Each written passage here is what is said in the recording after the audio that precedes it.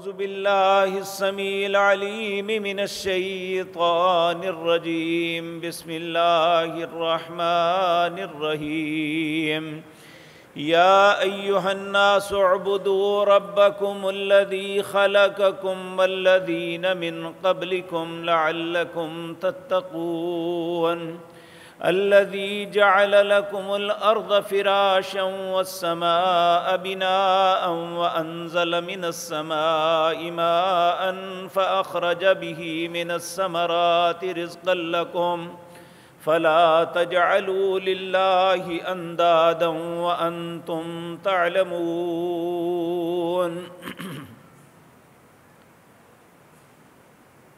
حضرات محترم، انسانی زندگی کے لیے بعض چیزیں اتنی اہم ہوتی ہیں، اگر وہ خدا نخواستہ نہ ہو تو انسان کی زندگی مفلوج ہو جاتی ہے، بلکہ بعض اوقات ختم ہو جاتی ہے۔ جس طرح ہم میں سے ہر انسان سمجھتا ہے کہ سانس یہ ایک انسان کی زندگی کے لیے ضروری ہے، اگر سانس لیتا رہے تو یہ زندہ ہے، اگر سانس رک جائے تو انسان مر جاتا ہے۔ اسی طرح انسان کی روحانی زندگی کے لیے ایک ایسی چیز ضروری ہے جس کے بغیر انسان جو ہے کبھی بھی اپنی منزل تک نہیں پہنچ سکتا اور کامیابی سے ہمکنار نہیں ہو سکتا۔ وہ چیز کیا ہے؟ اللہ رب العزت نے اپنی پاک کلام کے اندر ہزاروں مرتبہ اس کا تذکرہ کیا ہے، اور پیارے نبی جناب محمد الرسول اللہ صلی اللہ علیہ وسلم نے بھی اس کی تاکید کی ہے۔ وہ چیز کیا ہے؟ وہ تقویٰ۔ تقویٰ کیا ہوتا ہے؟ تقوی کا لغوی معنی ہے بچ جانا یا اپنے آپ کو بچا لینا۔ اس کا شرعی اصطلاح میں معنی یہ ہے کہ انسان اللہ رب العزت کی سے امید رکھتے ہوئے نیک اعمال اس لیے کرتا ہے کہ مجھے جنت مل جائے، اور اللہ سے ڈرتے ہوئے برے اعمال سے اس لیے بچتا ہے کہ میں جہنم سے بچ جاؤں۔ یہ ایک احساس ہے جو انسان کے اندر ہوتا ہے۔ نبی کریم صلی اللہ علیہ وسلم نے اس کے متعلق فرمایا کہ تقویٰ کسی ٹھوس چیز کا نام نہیں، بلکہ التقویٰ ہا ہنا، التقویٰ ہا ہنا، التقویٰ ہا ہنا۔ تقویٰ یہاں یعنی دل کے اندر ہے۔ اور یہ بات ذہن میں رکھیں کہ تقویٰ ہی وہ نعمت ہے جو انسان کو ہدایت کے رستے پہ لاتی ہے۔ اللہ رب العزت اپنی پاک کلام کو ترتیب کے اعتبار سے شروع کرتے ہوئے پہلی آیات میں ہی یہ بات واضح کر رہے ہیں کہ الف لام میم ذالک الکتاب لا ریب فیہ، یہ ایک ایسی کتاب ہے جس میں کوئی شک نہیں، لیکن کوئی انسان غلط فہمی میں نہ رہے۔ ھدی للمتقین، ہدایت اس کتاب سے اس کو ملے گی جس کے دل میں تقویٰ ہوگا، جس کا دل خوف خدا سے خالی ہے، چاہے وہ عالم دین کیوں نہیں، یہ کتاب ہدایت اس کی رہنمائی نہیں کرے گی، بلکہ اسے بھول بھلیوں میں ڈال دے گی۔ تو اس لیے یہ بات مجھے اور آپ کو سمجھ لینی چاہیے کہ ہماری زندگی جس طرح سانس کے بغیر ناممکن ہے، ایک مسلمان کی زندگی تقوی کے بغیر ناممکن ہے۔ میرے عزیز بھائیو، آج جس دور سے میں اور آپ گزر رہے ہیں، دجال کا فتنہ تو بہت بڑا ہوگا۔ نبی کریم نے فرمایا ایسے 30 دجال اور کذاب آئیں گے جو انسانی زندگی کے اندر فتنے برپا کریں گے۔ اور آج ہم دیکھتے ہیں کہ بعض لوگ مذہب کے نام پہ فتنے برپا کر رہے ہیں، بعض لوگ سیاست کے نام پہ فتنے برپا کر رہے ہیں، بعض معاش کو برباد کرنے کے لیے فتنے کر رہے ہیں۔ لیکن بظاہر ان کی گفتگو سنو تو اتنی خوبصورت. اللہ رب العزت اس کا تذکرہ دوسرے پارے سورۃ بقرہ میں فرماتے ہیں وَمِنَ النَّاسِ، لوگوں میں کچھ ایسے لوگ بھی ہیں مَن يُعْجِبُكَ قَوْلُهُ فِي الْحَيَاةِ الدُّنْيَا، دنیا کی زندگی کے اندر ان کی باتیں بڑی خوبصورت لگتی ہیں، بظاہر بڑی ملمہ سازی ہوتی ہے، بظاہر زبان کی بڑی تیزی ہوتی ہے، لوگوں کے لیے متاثر کن ہوتی ہیں. مَن يُعْجِبُكَ قَوْلُهُ فِي الْحَيَاةِ الدُّنْيَا وَيُشْهِدُ اللَّهَ عَلَى مَا فِي قَلْبِهِ، وہ اپنے دل کو، اپنے آپ کو سچا ثابت کرنے کے لیے قسمیں اٹھاتا ہے. وَهُوَ أَلَدُّ الْخِصَامِ، حالانکہ اللہ فرماتے ہیں میں جانتا ہوں یہ بہت سخت جھگڑالو فتنہ باز ہے. وَإِذَا تَوَلَّى سَعَى فِي الْأَرْضِ لِيُفْسِدَ فِيهَا وَيُحْلِكَ الْحَرْثَ وَالنَّسْلَ، لوگوں کے سامنے آ کے تو بڑا پارسا بنتا ہے، لوگوں کے سامنے آ کے تو بڑی خوبصورت گفتگو کرتا ہے، لوگوں کے سامنے آ کے تو بڑا خیر خواہ بنتا ہے، لیکن جب یہ الگ ہوتا ہے اس کا کام کھیتیوں کو اجاڑنا، معیشت کو برباد کرنا، ملکوں کی تباہی، لوگوں کو فتنوں میں مبتلا کرنا، ان کے دین اور ان کے ایمان کی بربادی، یہ ساری چیزیں. کہا وَمِنَ النَّاسِ مَن يُعْجِبُكَ قَوْلُهُ، دوسرا پارہ ہے، اس کے نصف جہاں ہوتا ہے اس سے 2 آیتیں پہلے. وَمِنَ النَّاسِ مَن يُعْجِبُكَ قَوْلُهُ فِي الْحَيَاةِ الدُّنْيَا وَيُشْهِدُ اللَّهَ عَلَى مَا فِي قَلْبِهِ وَهُوَ أَلَدُّ الْخِصَامِ وَإِذَا تَوَلَّى سَعَى فِي الْأَرْضِ لِيُفْسِدَ فِيهَا وَيُحْلِكَ الْحَرْثَ وَالنَّسْلَ وَاللَّهُ لَا يُحِبُّ الْفَسَادَ. یہ بات یاد رکھیں، اللہ فسادیوں کو کبھی پسند نہیں کرتا. تو میرے عزیز بھائیوں، جب ایسے لوگ یہ گفتگو کرتے ہیں لوگوں کے سامنے، لوگوں کے ذہن موف ہوتے ہیں، لوگوں کے ذہن فتنوں میں پڑ جاتے ہیں. اور حقیقت بات یہ ہے کہ اللہ نے قرآن میں کون سی بات ہے جو واضح نہیں کر دی. یہ سورۃ آل عمران ہے، اس کی آیت نمبر 3، اللہ رب العزت فرماتے ہیں هُوَ الَّذِي أَنزَلَ عَلَيْكَ الْكِتَابَ مِنْهُ آيَاتٍ مُحْكَمَاتٍ هُنَّ أُمُّ الْكِتَابِ وَأُخَرُ مُتَشَابِهَاتٍ. اللہ وہ ذات پاک ہے جس نے محمد الرسول اللہ پہ یہ کتاب نازل کی. هُوَ الَّذِي أَنزَلَ عَلَيْكَ الْكِتَابَ مِنْهُ آيَاتٍ مُحْكَمَاتٍ، اس میں کچھ محکم آیتیں ہیں جن کا نہ معنی تبدیل ہو سکتا ہے، نہ ان کی تشریح غلط ہو سکتی ہے. وَأُخَرُ مُتَشَابِهَاتٍ، کچھ اللہ نے انسان کی آزمائش کے لیے متشابہات رکھی ہیں. فَأَمَّا الَّذِينَ فِي قُلُوبِهِمْ زَيْغٌ، اللہ فرماتے ہیں جن کے دلوں میں ٹیڑھا پن ہے، فَيَتَّبِعُونَ مَا تَشَابَهَ، وہ ان متشابہات کے پیچھے چلتے ہیں. مقصد ان کا کیا ہوتا ہے؟ مِنْهُ ابْتِغَاءَ الْفِتْنَةِ، کہ لوگوں میں فتنہ ڈالیں، وَابْتِغَاءَ تَأْوِيلِهِ، اور اس کی غلط تعویل کرتے ہیں. وَمَا يَعْلَمُ تَأْوِيلَهُ إِلَّا اللَّهُ، حالانکہ اس کی تعویل اللہ کے علاوہ کوئی نہیں جانتا. والراسخون فی العلم، جو راسخ علم والے ہیں، یقولون آمنا به کل من عند ربنا، وہ کہتے ہیں جو میرے رب نے کہا ہم نے مان لیا. ہماری عقل میں بات آتی ہے فبہا، نہیں آتی تو ہم ایمان رکھتے ہیں. والراسخون فی العلم یقولون آمنا به کل من عند ربنا، اللہ فرماتے ہیں وما یتذکر الا اولو الالباب، یہ نصیحت ان کے لیے ہے جو عقل رکھتے ہیں. جس نے اپنے دماغ کو ہی بیچ دیا کہ میں نے ہر غلط اور صحیح بات فلاں کی ماننی ہے، اس کے لیے یہ بات نہیں. وما یذکر الا اولو الالباب، یہ صاحب عقل لوگوں کے لیے بصیرت ہے، بات ہے. میرے عزیز بھائیوں، آج ہم مختلف مذہبی جماعتوں کے پیچھے لگ کے، مختلف سیاسی پارٹیوں کے پیچھے لگ کے اپنا ایمان، اپنا تقوی برباد کر رہے ہیں.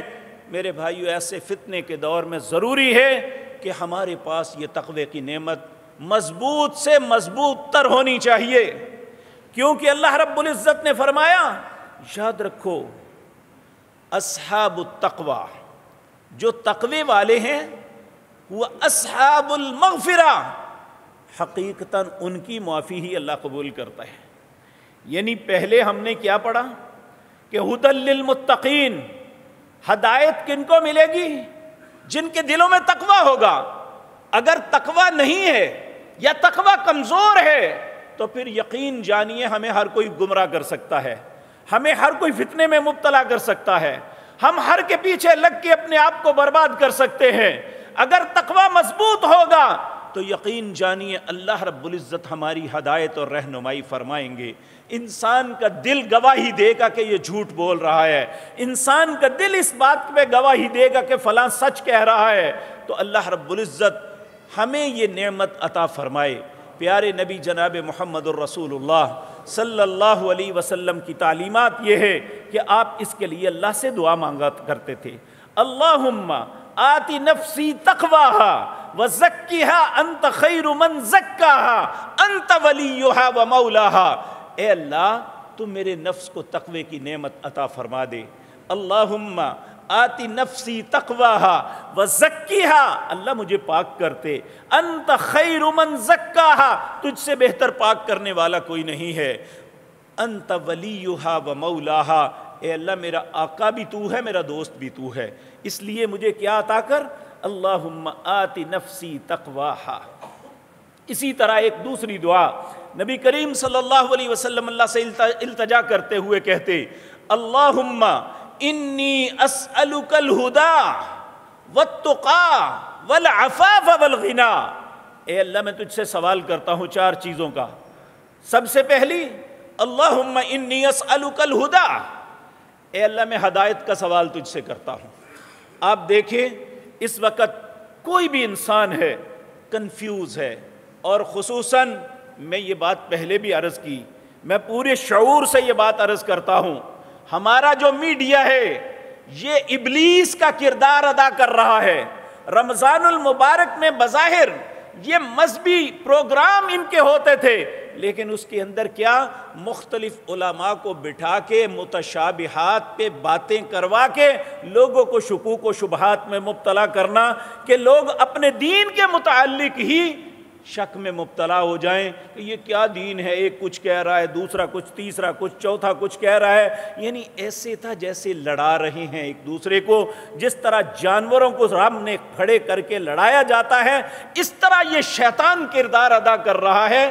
اور شاید علماء پہ تو اس کا اتنا فرق نہ پڑے، لوگوں کے ذہن موف ہو رہے ہیں، اور ہر خصوصاً میرے نوجوان نسل، ہمارے یہ پیارے بیٹے جو ہمارا مستقبل ہیں، جو ہماری آئندہ آنے والے اسلام کی جوانی کا سبب بننے والے ہیں، وہ اپنے دین کے معاملے میں ہی کنفیوز ہو جائیں گے تو پھر دین کہاں رہے گا؟ نبی کریم صلی اللہ علیہ وسلم ان جوانوں کے لیے دعا مانگا کرتے تھے کہ اے اللہ ان جوانوں کو ان کی جوانی میں خیر ڈال دے اور انہیں اسلام کی جوانی کا سبب بنا دے۔ ہم ان جوانوں کو تباہ کر رہے ہیں العیاذ باللہ۔ تو آج ضرورت اس امر کی ہے کہ ہم میں سے کوئی بوڑھا ہے یا جوان، وہ بچہ ہے، امیر ہے یا غریب، یہ ہماری زندگی کی ضرورت ہے۔ ہماری سانس بند ہو جائے تو نقصان نہیں ہے، اگر ہمارے پاس تقوی کی نعمت نہ ہوئی تو برباد ہو جائیں گے، ہم ان فتنوں میں مبتلا ہو جائیں گے۔ تو اللہ رب العزت ہمیں حکم دے رہا ہے۔ نبی کریم کی دعا، دوسری دعا جس کا میں تذکرہ عرض کر رہا ہوں، اللہم انی اسألک الہدی، اے اللہ میں تجھ سے سوال کرتا ہوں ہدایت کا، والتقی، اور تقوی کا سوال کرتا ہوں، بچنے کا سوال کرتا ہوں کہ میں برائیوں سے بچ جاؤں، میں فتنوں سے بچ جاؤں، مصیبتوں سے بچ جاؤں، اور متشابہات سے بچ جاؤں، والتقی والعفاف، اے اللہ عافیت، معافی، پاکیزگی، اس کا سوال، معافی کا سوال کرتا ہوں، والغنا، اے اللہ تونگری کا سوال کرتا ہوں، فقر سے بچ جاؤں، اے اللہ مجھے ایسا بنا دے کہ میں کسی کے سامنے ہاتھ پھیلانے والا نہ ہو جاؤں۔ تو اللہ رب العزت سے نبی کریم یہ دعا مانگا۔ اسی طرح ایک دعا کا تذکرہ عموماً میں آپ کے سامنے عرض کرتا ہوں، جو امام ترمذی نے جامع الدعا کے اندر جس کا تذکرہ کیا، یہ لمبی دعا ہے جس کے آغاز کے کلمے ہمیں بہت بڑا سبق دیتے ہیں۔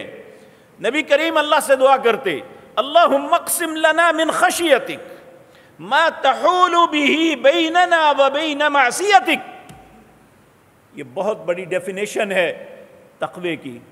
اے اللہ جب تو اپنا ڈر تقسیم کرنے لگے تو اس کا کچھ حصہ مجھے بھی عطا کر دینا۔ کیوں؟ ما تحول به بیننا و بین معصیتک، جب میں گناہ کرنے لگوں تو میرے اور گناہ کے درمیان تیرا ڈر، تیرا تقوی آ جائے۔ کیونکہ انسان کو اگر کوئی گناہ سے چیز بچاتی ہے تو وہ تقوی ہے، انسان کو نیکی کی طرف کوئی چیز راغب کرتی ہے تو وہ تقوی ہے، اور یہ تقوی بھی نیکی کی وجہ سے ہی آتا ہے۔ تو نبی کریم صلی اللہ علیہ وسلم کہتے اللہم اقسم لنا من خشیتک ما تحول به بیننا و بین معصیتک ومن طاعتک ما تبلغنا به الجنتک، اے اللہ جب تو اپنی فرما برداری کا، اپنی اطاعت کا جذبہ عطا کرنا لگے تو اس کا کچھ حصہ مجھے بھی دے دینا تاکہ میں تیری فرما برداری کر کے جنت تک پہنچ سکوں۔ تو اللہ ہمیں بھی اللہ سے دعا مانگنی، پہلی بات اللہ سے دعا مانگنی چاہیے۔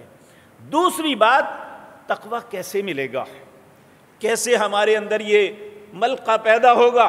اللہ رب العزت سورۃ بقرہ اس کے آغاز کرتے ہیں، پہلے اہل ایمان کا تذکرہ کرتے ہیں چند آیت میں، الذین یؤمنون بالغیب ویقیمون الصلاة ومما رزقناهم ينفقون والذین یؤمنون بما انزل الیک وما انزل من قبلک وبالآخرة هم یوقنون اولئک علی ھدی من ربہم واولئک ھم المفلحون۔ یہ اہل ایمان کا تذکرہ ہے۔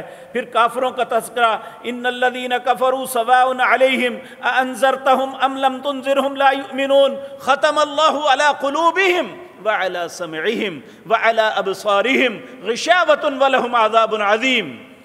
یہ کافروں کا تذکرہ ختم۔ پھر منافقوں کا لمبا تذکرہ کیا، یہ ان کا کردار کیا ہے، معاشرے کے اندر یہ کیا کرتے ہیں، یہ اسلام اور اہل ایمان کا کتنا نقصان کرتے ہیں، اور حقیقتاً یہ ان کا نہیں اپنا نقصان کر رہے ہیں۔ اس کے بعد اللہ دنیا کے سارے لوگوں کو مخاطب ہو کے کہتا ہے اگر تقوی کا حصول چاہیے تو پھر یا ایھا الناس، اے دنیا جہان کے لوگوں، اعبدوا ربکم، تم سب اپنے رب کی عبادت کرو، الذی خلقکم، کیوں اس رب کی عبادت کرو؟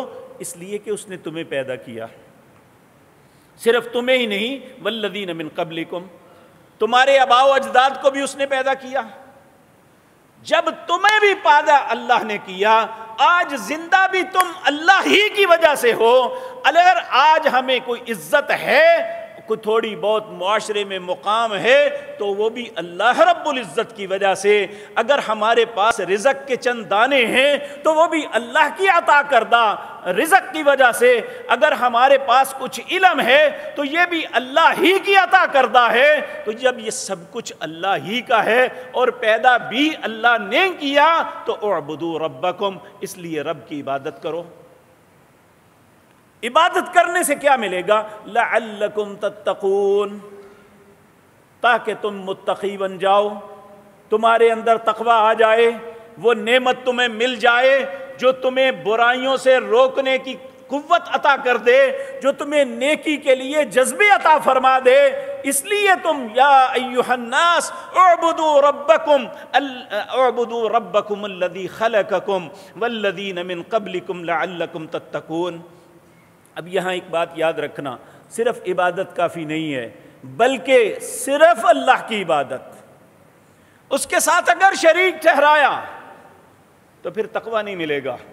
چاہے وہ ساری ساری رات کھڑے ہو کے قیام کرتے رہو، سارا سارا دن سجدے اور رکوع میں پڑے رہو، اس کا کوئی فائدہ نہیں۔ اللہ فرماتے ہیں لعلکم تتقون الذی جعل لکم الارض فراشا والسماء بناء، اللہ وہ ذات پاک ہے جس نے زمین کو فرش بنایا، آسمان کو چھت بنایا، وانزل من السماء ماء، اور آسمان سے تمہارے لیے پانی اتارا اور زمین سے تمہارے لیے رزق نکالا۔ جب یہ سارا کچھ اللہ نے کیا تو فلا تجعلوا للہ اندادا، کبھی بھی اللہ کے ساتھ کسی کو شریک نہ بنانا، کسی اور کو مشکل کشا نہ کہنا، کسی اور کو حاجت روا نہ کہنا، کسی اور کے سامنے دعا نہ مانگنا، کسی اور کے سامنے نہ جھکنا. فلا تجعلوا للہ اندادا وانتم تعلمون, تم سب کچھ جانتے ہو دینے والا اللہ ہے, تم مانگتے کسی اور کے پاس کیوں ہو؟ تو اگر ایسا ہوگا ان تحبط اعمالکم وانتم لا تشعرون, تمہارے سارے اعمال برباد ہو جائیں گے, تمہارے پلے کچھ بھی نہیں رہے گا. العیاذ باللہ, اللہ ہم سب کو اپنی پناہ میں رکھے. تو میرے بھائیوں, زندگی گزارنے کے لیے زاد راہ ضروری ہے. جس طرح ہر مسافر اپنے ساتھ زاد راہ لیتا ہے کہ رستے میں میرے کام آئے گا, اسی طرح یہ زندگی گزارنے کے لیے ہمیں زاد راہ کی ضرورت ہے کہ جو ہماری زندگی اچھے طریقے سے گزر جائے, ہمیں اچھی گائیڈنس مل جائے. تو اللہ رب العزت فرماتے ہیں وَتَزَوَّدُوا فَإِنَّ خَيْرَ زَادِ التَّقْوَىٰ وَاتَّقُونِ يَا أُولِي الْأَلْبَابِ. اے عقل والو, یہ بات غور سے سن لو, تمہاری زندگی کا سب سے بہترین زاد راہ تقویٰ ہے. وَتَزَوَّدُوا فَإِنَّ خَيْرَ زَادِ التَّقْوَىٰ. میرے بھائی, یہ لباس ہم پہنتے ہیں, ہر لباس جسم نہیں ڈھانپتا. بے شمار ایسے لباس ہم پہنتے ہیں, لباس پہنا بھی ہے تو ننگے ہیں. اللہ کہتے ہیں لباس پہنا ہے تو وَلِبَاسُ التَّقْوَىٰ ذَلِكَ خَيْرٌ, تقوی والا لباس پہنو, تمہارے حق میں یہ بہتر ہے. یہ بہتر نہیں ہے کہ جب تم چلتے پھرتے آتے جاتے ہو تو تمہارے پورے جسم کی ساخت لوگ گنیں کہ اس کی باڈی کے فلاں حصہ اس طرح کا ہے, اس کی باڈی کا فلاں حصہ اس طرح کا ہے, عورت ہے یا مرد. وَلِبَاسُ التَّقْوَىٰ ذَلِكَ خَيْرٌ. اگر زندگی کا زاد راہ ہے تو اللہ نے کہا وَتَزَوَّدُوا فَإِنَّ خَيْرَ زَادِ التَّقْوَىٰ. اگر اپنے جسم کو ڈھانپنا ہے لباس کے ساتھ تو کہا وَلِبَاسُ التَّقْوَىٰ ذَلِكَ خَيْرٌ. اور یہ ساری باتیں کس ہیں؟ یا اولی الالباب, اے عقل مندو, ان کے لیے ہیں جو عقل والے ہیں. جو ان باتوں کو اگنور کرتا ہے اللہ کی نظر میں وہ عقل والا ہی نہیں ہے. میرے بھائیو, اب سوال یہ پیدا ہوتا ہے کہ ہمیں کیسے پتہ چلے گا کہ یہ نعمت میرے پاس ہے یا نہیں ہے؟ سورۃ بقرہ ہے, اس کی آیت نمبر 177. اللہ نے 11 باتیں گنوائی ہیں. اگر تمہارے اندر یہ پیدا ہو چکی ہیں تو تمہارے پاس تقویٰ ہے. وہ کون سی ہیں؟ اللہ نے فرمایا لیس البر ان تولوا وجوہکم قبل المشرق والمغرب. یہ نیکی نہیں ہے کہ تمہارا چہرہ مشرق کی طرف ہے یا مغرب کی طرف ہے. ولکن البر, بلکہ نیکی یہ ہے من آمن باللہ. سب سے پہلی بات کہ تمہارا ایمان اللہ پہ ہے کہ میرا رب جو کہتا ہے وہ سچ ہے, میرا رب جو کہتا ہے وہ میرے حق میں بہتر ہے. اگر تو میں اللہ کے حکم پہ اعتراض لگاتا ہوں تو میرا ایمان اللہ پہ نہیں ہے کہ اللہ نے یہ کیوں کیا, اللہ نے ایسا کیوں کیا, ایسے کیوں نہیں ہو گیا. اگر میں اللہ کے کسی بھی حکم پہ اعتراض لگاتا ہوں تو پھر یاد رکھیں میرا رب پہ ایمان نہیں ہے. پیارے نبی جناب محمد الرسول اللہ صلی اللہ علیہ وسلم, آپ جب مصیبت کے وقت دعا مانگتے تو اس کے کلمات آپ دیکھیں, ذرا غور کریں. اللہم انی عبدک, اے اللہ میں تیرا غلام ہوں. وابن عبدک, میرا باپ بھی تیرا غلام ہے. وابن امتک, اے اللہ میں جس ماں کا بیٹا ہوں وہ بھی تیری لونڈی ہے. ناصیتی بیدک, میری پیشانی تیرے ہاتھ میں ہے. ماضٍ فی حکمک, تیرا ہر حکم مجھ پہ نافذ العمل ہے, جو تو چاہے وہ ٹھیک ہے. عدل فی قضاؤک, تیرا کوئی بھی حکم عدل سے خالی نہیں ہے. یہ ایمان کی علامت ہے کہ اگر اللہ نے ہمیں کم میں رکھا ہے تو اس پہ قناعت کریں کہ میرے رب کی تقسیم ہے. اگر زیادہ دیا ہے تو اس کا شکر عطا کریں کہ میرے رب نے مجھ پہ عطا کی ہے. اگر علم دیا ہے تو اس لیے نہیں کہ میں تکبر کرتا پھروں, لوگوں کو حقیر جانتا رہوں, اس لیے دیا ہے کہ میں اس علم کے ساتھ لوگوں کو فائدہ پہنچا سکوں، لوگ اس سے استفادہ حاصل کریں، لوگوں کی خیر کے کام کر سکوں. یہ تقویٰ ہے. تو سب سے پہلی بات وَلَكِنَّ الْبِرَّ، نیکی کیا ہے؟ من آمن باللہ. دوسری نیکی، دوسری نشانی وَبِالْيَوْمِ الْآخِرِ، آخرت کے دن پہ ایمان رکھنا، مر کے مٹی نہیں ہو جانا. اس کے بعد کہتے ہیں ایک ہی دفعہ، وہ کئی پنجابی کے اشعار مختلف صوفیاء نے بنائے ہوئے ہیں، دنیا چکو ہی پھیرا، مڑ کے واپس نہیں آنا، تے مر گئے تے مٹی ہو گئے. واللہ باللہ سمت اللہ، یہ سب جھوٹ ہے.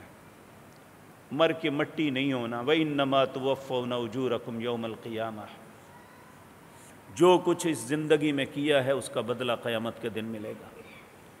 انسان کا ایمان ہونا چاہیے کہ ایک دن روز جزا، آخرت کا دن آنے والا ہے جب اپنے رب کے سامنے جواب دوں گا.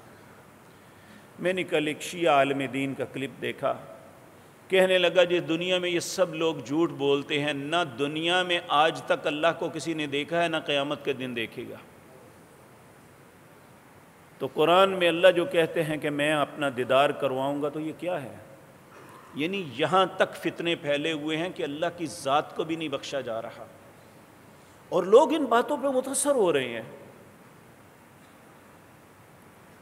تو میرے عزیز بھائیو، یوم الآخر، نبی کریم صلی اللہ علیہ وسلم نے فرمایا ایک وقت ایسا آئے گا ہر انسان اپنے رب کے روبرو کھڑا ہوگا، اس کے اور اللہ کے درمیان کوئی ترجمان نہیں ہوگا. اللہ اس سے سوال کریں گے، بندہ اللہ کو جواب دے گا. اور ایک سوال و جواب سورۃ مومنون 18ویں پارے میں بھی ہے. اللہ ہر بندے سے سوال کریں گے، کم لبثتم فی الارض عدد سنین، اے میرے بندے ذرا گن کے بتا دنیا میں کتنے دن ٹھہرا. تو بندے کا جواب کیا ہوگا؟ اللہ نے پہلے ہی بتا دیا، لبثت یوما او بعد یوم. اے اللہ دن کا ایک حصہ، ایک دن یا دن کا کچھ حصہ. فاسأل العادین، اے اللہ جی تو تیرے فرشتے لکھنے والے ہیں، ان سے پوچھ لے. اور یقینی بات ہے ہمارا دن کا کچھ حصہ ہی نہیں، دن کا ایک پہر بھی نہیں بنتا، کیونکہ قرآن کریم میں آتا ہے ان یوما عند ربک کالف سنہ. لوگوں تمہارے 1000 سال کے برابر اللہ کا ایک دن بنتا ہے. تو ہماری زندگی 100 سال بھی ہو تو اس کا 10واں حصہ، 10واں حصہ بھی کیوں، 1000واں حصہ. العیاذ باللہ. اللہ پوچھیں گے، انسان اور اللہ کی ڈائریکٹ ملاقات ہوگی. اور العیاذ باللہ سورۃ مطففین میں اللہ رب العزت واضح طور پہ فرماتے ہیں، کلا بل ران علی قلوبہم ما کانوا یکسبون. بعض لوگ ایسے ہیں جن کا گناہ کر کر کے ان کے دل زنگ آلود ہو جاتے ہیں. کلا انہم عن ربہم یومئذ لمحجوبون. یہ وہ بدقسمت ہیں جنہیں اللہ قیامت کے دن بھی اپنا چہرہ نہیں دکھائے گا.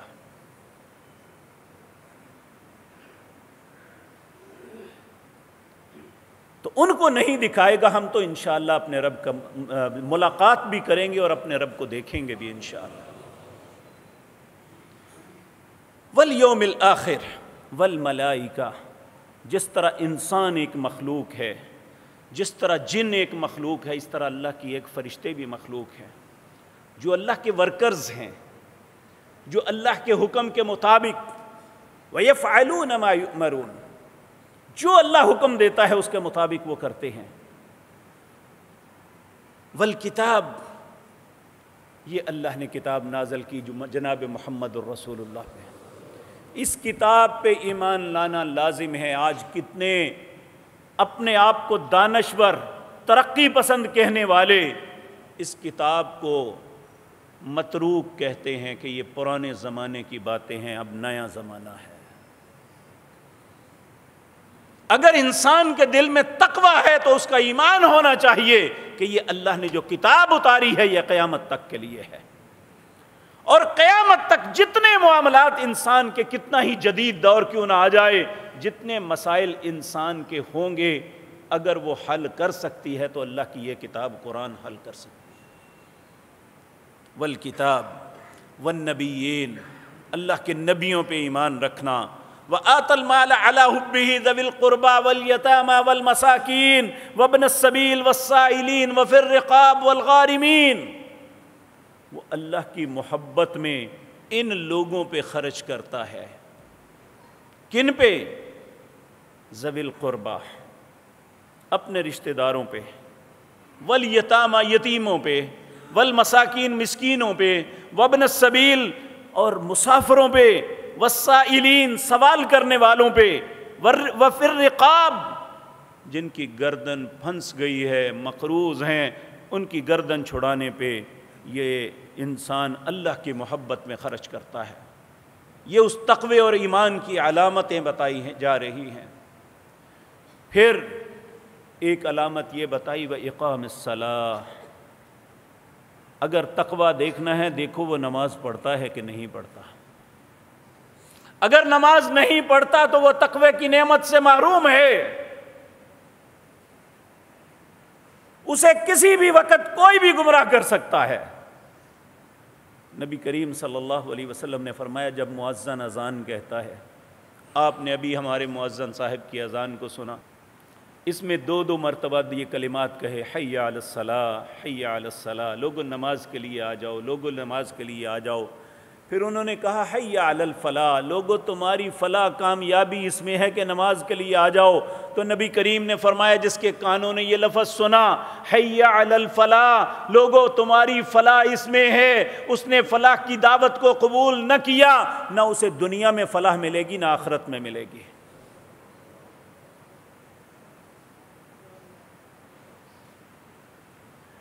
تو تقوی کی علامتوں میں ایک علامت کیا ہے؟ اقام الصلاۃ، اقام الصلاۃ، اور ایک علامت یہ ہے وآت الزکاۃ، اگر اللہ نے مال دیا ہے تو زکوٰۃ دیتے ہیں۔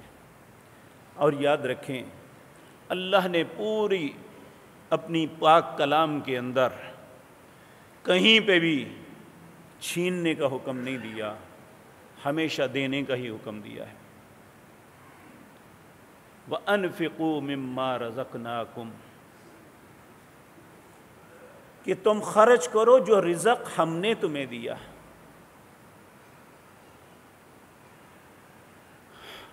اور پھر یہ بات بہت اہم ہے، وَالْمُوفُونَ بِعَهْدِهِمْ إِذَا عَاهَدُوا، جب وہ کسی بھی دنیاوی معاملہ، کاروبار کا معاملہ، نوکری ملازمت کا معاملہ ایگریمنٹ کر لیتے ہیں تو ایگریمنٹ اس عہد کو پورا کرتے ہیں۔ تقوی کی علامت یہ ہے کہ جو ایگریمنٹ کرو اسے پورا کرو۔ بلکہ نبی کریم نے فرمایا جو شخص کسی کی ضمانت دیتا ہے کہ اگر یہ نہیں دے گا میں دوں گا، تو وہ بندہ مکر جاتا ہے، نہیں ادا کرتا، تو نبی کریم صلی اللہ علیہ وسلم نے فرمایا اب تو نے اپنے عہد سے پیچھے نہیں ہٹنا، تم نے اپنے عہد کو پورا کرنا ہے کہ اگر یہ نہیں دے گا تو میں دوں گا۔ اب تمہیں دینا ہے لیکن اسلام تیری مدد یہ کرے گا تم زکوٰۃ سے لوگوں کو زکوٰۃ کا مال اکٹھا کر کے اس کو وعدہ پورا کر دو یا اپنی زکوٰۃ میں سے دے دو، لیکن اپنے عہد کو پورا کرنا ہے۔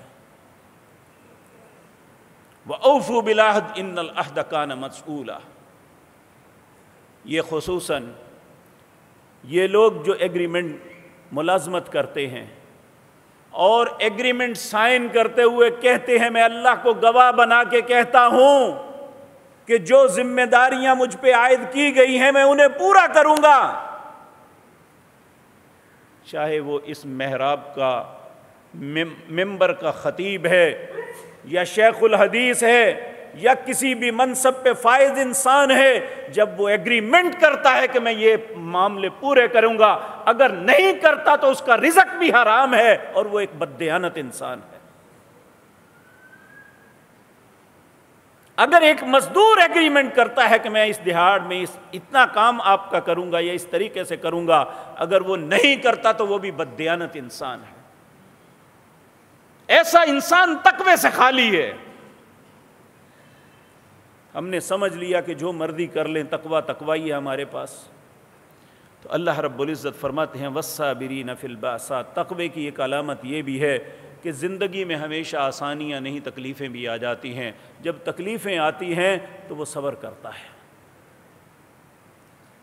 اولئک الذین صدقوا، اللہ کہتے ہیں یہی سچے لوگ ہیں، واولئک هم المتقون، یہی تقوی والے ہیں۔ اب میں بھی اپنے دل سے پوچھوں اور آپ بھی اپنے آپ سے سوال کریں، کیا ہم بھی تقوی والے ہیں؟ کیا ہم بھی سچے ہیں؟ ہمارے اندر یہ صفات ہیں؟ اگر ہیں تو اللہ کا شکر ادا کرنا چاہیے، اگر نہیں ہیں تو ہمیں اللہ سے ڈرنا چاہیے، اس تقوی کے حصول کے لیے کوشش کرنی چاہیے۔ اسی طرح میرے عزیز بھائیو، سورۃ نساء کی آیت نمبر 1، اللہ رب العزت دنیا جہان کے لوگوں کو مخاطب ہو کے کہتے ہیں یا ایھا الناس اتقوا ربکم، اے لوگو اپنے رب سے ڈرو۔ کیوں؟ الذی خلقکم من نفس واحدہ، تمہیں ایک ہی جان سے اللہ نے پیدا کیا ہے، وخلق منہا زوجہا، اسی سے اس کی بیوی کو پیدا کیا، وبث منہما رجالا کثیرا ونساء، پھر میں نے اس سے تمہارے سارے انسانوں کو پیدا کر کے بکھیرا، اس میں عورتیں بھی ہیں مرد بھی ہیں۔ واتقوا اللہ الذی تساءلون بہ والارحام، اس ذات سے ڈرنا جس سے تم رشتوں کا سوال کرتے ہو کہ اللہ مجھے اولاد دے دے، اے اللہ مجھے بھائی دے دے، اے اللہ مجھے بہن دے دے، اے اللہ مجھے بیٹی دے دے، جس سے یہ سوال کرتے ہو نا، جو تمہیں رشتے عطا کرتا ہے، اس سے ڈر جاؤ۔ ان اللہ کان علیکم رقیبا، یاد رکھو اللہ جہاں بھی انسان غلطی کرتا ہے کہتا ہے میں غفور ہوں، رحیم ہوں، میں مہربان ہوں، میں معاف کرنے والا ہوں، لیکن جہاں رشتوں کا معاملہ آتا ہے اللہ کہتا ہے جس طرح رقیب اپنے رقیب کی غلطی کو نظر انداز نہیں کرتا، رشتوں کے معاملے میں میں کسی کوتاہی کو برداشت نہیں کروں گا۔ تو تقوی کی علامت یہ ہے کہ ہم اپنے بھائی کو شریک نہ سمجھیں بلکہ اسے رحم کا رشتہ دار سمجھیں، اپنی بہن کو اپنا شریک نہ سمجھیں، اپنے عزیزوں، اپنی دادی اور نانی کی اولاد جو ہے ان کے ساتھ حسن سلوک کریں، کیونکہ کل قیامت کے دن اللہ نے ان رشتوں کے متعلق سوال کرنا ہے۔ نبی صلی اللہ علیہ وسلم نے فرمایا اللہ نے اس کائنات اپنے عرش کو بنانے کے بعد دنیا کو بسانے سے پہلے رحم کو پیدا کیا۔ رحم اس آلے کو کہتے ہیں جس سے رشتے پھوٹتے ہیں، رحم رشتے کو بھی کہتے ہیں۔ اللہ نے اپنے عرش کے اوپر لٹکایا اور پھر اپنی عزت و جلال کی قسم کھا کے کہا جو تمہیں جوڑے گا میں اسے جوڑوں گا، جو تمہیں توڑے گا میں اسے توڑ دوں گا۔ تقوی کی علامت یہ ہے کہ ہم اپنے رشتوں کو جوڑ کے رکھیں، تقوی کی علامت یہ ہے کہ ہم اپنے رشتوں کی قدر کریں، تقوی کی علامت یہ ہے کہ اپنے ماں باپ کا احترام کریں، تقوی کی علامت یہ ہے کہ ہم اپنی اولاد کی اچھی تربیت کریں۔ اللہ اکبر۔ اللہ رب العزت فرما رہے ہیں وَلَقَدْ وَصَّيْنَا الَّذِينَ أُوتُوا الْكِتَابَ مِنْ قَبْلِكُمْ، اے میرے پاک پیغمبر ہم نے وصیت کی ان لوگوں کو جنہیں کتاب دی تم سے پہلے، وَإِيَّاكُمْ، اور تمہیں بھی یہ وصیت کر رہے ہیں۔ اللہ رب العزت اپنے حبیب کریم کو حکم دے رہے ہیں، اور یہ حقیقتاً جو حکم رسول اللہ کو ہوتا ہے وہ ان کے ساتھ ان کی امت کو بھی ہوتا ہے۔ کس بات کا حکم، کس بات کی وصیت اللہ فرما رہے ہیں؟ کہتے ہیں ان اتقوا اللہ وان تکفروا فان للہ ما فی السماوات وما فی الارض، ہمیشہ اپنے دل میں تقوی اختیار کرنا، اللہ سے ڈرتے ہوئے زندگی گزارنا۔ اگر تم اس بات کا انکار کرو گے تو زمین و آسمان کی ہر چیز اللہ کی ہے، وَكَانَ اللَّهُ غَنِيًّا حَمِيدًا، پھر اللہ بے پرواہ ہے، حمد کیا گیا اسے، تمہاری کوئی پرواہ نہیں، تم کس حالت میں زندگی بسر کرتے ہو، کس حالت میں مرتے ہو، کہاں دفن ہوتے ہو، اس کے بعد کیا انجام ہوتا ہے، اللہ کہتا ہے پھر مجھے کوئی پرواہ نہیں۔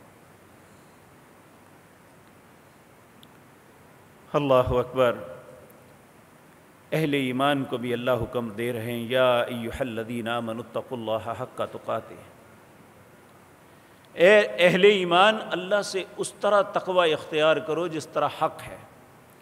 صحابہ کرام نے پریشان ہو کے کہا کہ ہم اللہ کا حق تو نہیں دے سکتے، تو پھر اللہ رب العزت نے دوسری آیت اور فاتقوا اللہ ما استطعتم، اپنی استطاعت کے مطابق تقوی اختیار کرو، جو تمہاری استطاعت ہے اس کے مطابق اختیار کرو۔ اور نبی کریم صلی اللہ علیہ وسلم نے بھی تقوی کی ترغیب دیتے ہوئے فرمایا اتقوا اللہ ربکم، اے میری امت کے لوگوں اپنے نبی کی وصیت، اپنے نبی کی نصیحت سن لو۔ نبی کریم صلی اللہ علیہ وسلم نے فرمایا، ابو امامہ رضی اللہ تعالیٰ عنہ فرماتے ہیں کہ نبی کریم سے سنا آپ حجۃ الوداع کا خطبہ ارشاد فرما رہے تھے، آپ نے فرمایا اتقوا اللہ ربکم، لوگوں اپنے رب سے ڈرو، اپنے رب کا تقوی اختیار کرو۔ وصلوا خمسکم، 5 نمازیں دن میں پڑھا کرو۔ وصوموا شہرکم، رمضان کے مہینے کے روزے رکھا کرو۔ وأدوا زکوٰۃ اموالکم، اپنے مالوں کی زکوٰۃ ادا کیا کرو۔ وأطیعوا ذا امرکم، اگر اللہ نے تمہیں اسلامی اچھے حاکم دیے ہیں تو ان کی اطاعت کیا کرو۔ تدخلوا الجنۃ ربکم، تم اپنے رب کی جنت میں داخل ہو جاؤ گے۔ میرے عزیز بھائیو، دنیا کے فائدے یہ ہیں، اللہ رب العزت فرماتے ہیں وَلَوْ أَنَّ أَهْلَ الْقُرَىٰ آمَنُوا وَاتَّقَوْا لَفَتَحْنَا عَلَيْهِمْ بَرَكَاتٍ مِّنَ السَّمَاءِ وَالْأَرْضِ، یہ بستی والوں کو کیا ہے، یہ 2 کام کر لیں۔ وَلَوْ أَنَّ أَهْلَ الْقُرَىٰ، پہلا کام آمنوا، ایمان لے آئیں، وَاتَّقَوْا، اور تقوی اختیار کریں، لَفَتَحْنَا عَلَيْهِمْ بَرَكَاتٍ مِّنَ السَّمَاءِ وَالْأَرْضِ، میں زمین و آسمان سے برکتوں کے دروازے کھول دوں گا۔ آج ہم معاشی اعتبار سے پریشان، آج ہم ہر معاملے میں امن و امان کے معاملے میں پریشان، ہر معاملے میں ہم خوف زدہ ہیں، تو اللہ کہتے ہیں یہ 2 کام تم کر لو۔ وَلَوْ أَنَّ أَهْلَ الْقُرَىٰ آمَنُوا وَاتَّقَوْا لَفَتَحْنَا عَلَيْهِمْ بَرَكَاتٍ مِّنَ السَّمَاءِ وَالْأَرْضِ، ہم مقروض ہیں، ہمارے پاس مال کی کمی ہو گئی ہے، معاش کی تنگی ہو گئی ہے، اور مصیبتوں میں گر چکے ہیں۔ اللہ فرماتے ہیں وَمَن يَتَّقِ اللَّهَ يَجْعَل لَّهُ مَخْرَجًا، جو شخص تقوی اختیار کر لے گا اللہ اسے مصیبتوں سے نکال دے گا۔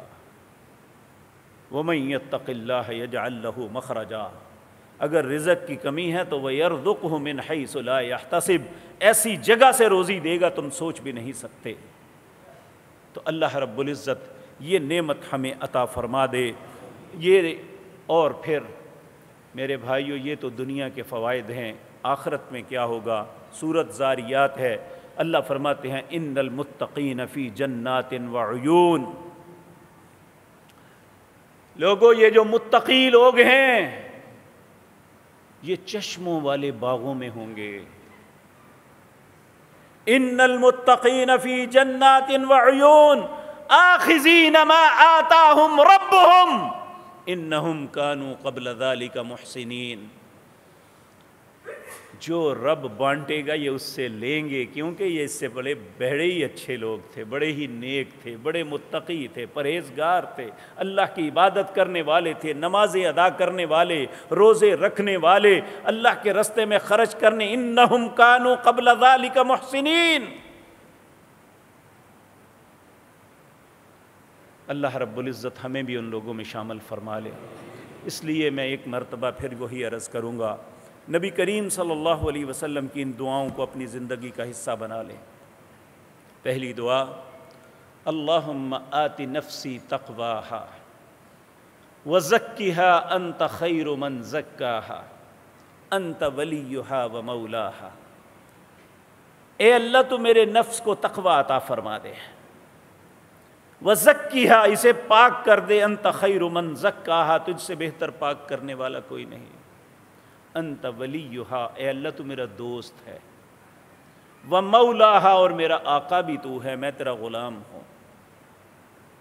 اللہم انی اسألک الہدی، اے اللہ میں تجھ سے سوال کرتا ہوں ہدایت کا، والتقا تقوی کا، والعفاف معافی کا، والغنا اور تونگری کا۔ اللہم اقسم لنا من خشیتک ما تحول به بیننا وبین معصیتک ومن طاعتک ما تبلغنا به جنتک ومن اليقین ما تحول به علینا مصائب الدنیا ومتعنا اللہم باسماعنا وابصارنا وقواتنا ابدا ما احییتنا۔ یہ لمبی دعا ہے، ہمیں ان دعاؤں کو یاد کرنا چاہیے تاکہ اللہ ہمیں تقوی کی نعمت عطا فرما دے۔ دنیا اور آخرت کی کامیابی تقوی کے ساتھ منسلک ہے، اللہ یہ نعمت ہم سب کو نواز دے۔ اقول قولی ھذا واستغفر اللہ۔